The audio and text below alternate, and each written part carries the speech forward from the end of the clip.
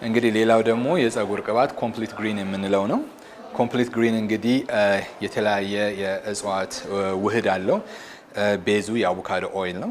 ይሄኛው በይበልጥ ለሚነቃቀል ለሚሰባበር ፀጉር በጣም ዳሜጅ እየሆነ ለሚያስቸግር ፀጉር ከዚህ በላይ ቅባት አለ ብዬ አላምንም። እኔ በራሴ በጣም የምኮራበት በጣም የምተማመንበት ቅባት ነው።